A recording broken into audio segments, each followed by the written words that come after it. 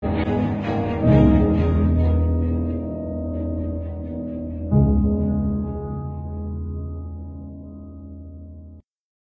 hari ketika beliau sedang berkhutbah, sedang menyampaikan sesuatu yang penting, berada di atas mimbar, menyampaikan firman wahyu dan pelajaran-pelajaran syariat Allah, tiba-tiba masjid digemparkan dengan suara rintihan. Suara rintihan yang sangat memilukan, seperti suara bayi yang kehilangan ibunya. Sahabat menjadi bertanya-tanya, rintihan apa gerangan? Sahabat menjadi menoleh ke kanan ke kiri, tapi tidak mendapatkan siapa yang merintihnya.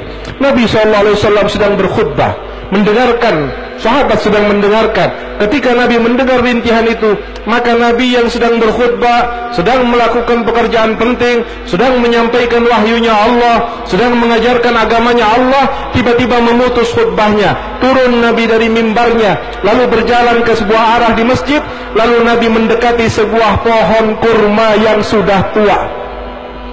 Pohon kurma yang sudah tua berada di masjid, yang biasanya pohon itu dipegang oleh Nabi, dijadikan semacam mimbar untuk menyampaikan wahyu Allah dan ajaran-ajaran agama. Kemudian dibuatkan mimbar baru oleh sahabat. Hadirin rahimakumullah, pohon kurma yang tidak punya hati, pohon kurma yang tidak punya perasaan, pohon kurma yang tidak membaca salawat. Mereka merasa hatinya teriris ketika dipisah dari Nabi Muhammad. Hatinya menangis dan merintih ketika tidak lagi dijadikan mimbar Nabi Muhammad SAW. Dan lihat bagaimana reaksi Sayyidina Muhammad terhadap pohon, terhadap yang tidak bernyawa, terhadap sesuatu yang mungkin boleh dijadikan hukumnya sebagai kayu bakar dan mubah, tidak haram sama sekali. Mungkin dipotong-potong menjadi sekian, dibuat jembatan, dibuat hal-hal yang bermanfaat, tidak ada dosa sama sekali. Tetapi lihatlah Sayyidina Muhammad, ketika Nabi Muhammad tahu bahwa rintihan itu keluar dari pohon kurma yang sudah kering, Nabi Muhammad turun dan sedang khutbah. Nabi Muhammad hentikan khutbahnya, Nabi Muhammad turun dan kemudian menghampiri pohon kering itu. Apa yang dilakukan oleh Nabi Muhammad terhadap pohon yang kering? Nabi Muhammad memeluknya bagaikan seorang ibu yang memeluk bayinya. Nabi Muhammad mengucapkan kata-kata yang tidak didengar oleh sahabat. Apa kata-katanya? Dan kemudian menjadikan pohon kurma yang merintih itu tiba-tiba hilang rintihannya.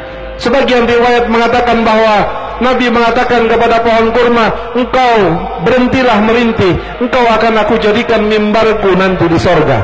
Baru kemudian pohon kurma itu berhenti merintih. Dan Nabi kemudian mengatakan kepada sahabatnya, wahai sahabatku, jika seandainya tidak aku peluk pohon kurma itu, maka dia akan merintih sampai hari kiamat. Hadirin rahimakumullah, kita bukan pohon kurma. Kita adalah umat yang disebut oleh Nabi Muhammad. Kita adalah umat yang didoakan oleh Nabi Muhammad.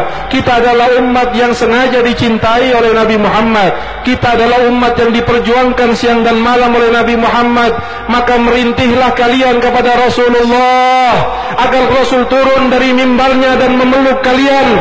Jika seandainya Nabi akan turun dan memutus khutbahnya untuk memeluk sebatang pohon kurma yang kering, maka apakah mustahil jika seandainya yang merintih itu adalah orang yang hobi maulid, orang yang cinta ulama, orang yang sholat 5 waktu, orang yang selalu membaca salawat kepada Nabi Muhammad, kemudian pada satu saat dia mengheningkan perasaannya, dia memfokuskan perhatiannya, lalu terucap dari mulutnya, Assalamu alayka ayyuhan nabiyyu wa rahmatullahi wa barakatuh, lalu mengalir kedua air matanya.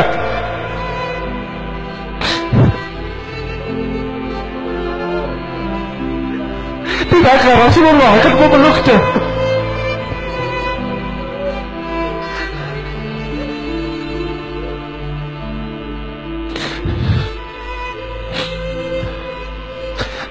Betapa mulianya adalah seorang hamba dipeluk oleh Sayyidina Muhammad. Betapa agungnya jika seorang hamba dipeluk oleh Sayyidina Muhammad. Betapa inginnya kami dipeluk oleh Engkau ya Rasulullah.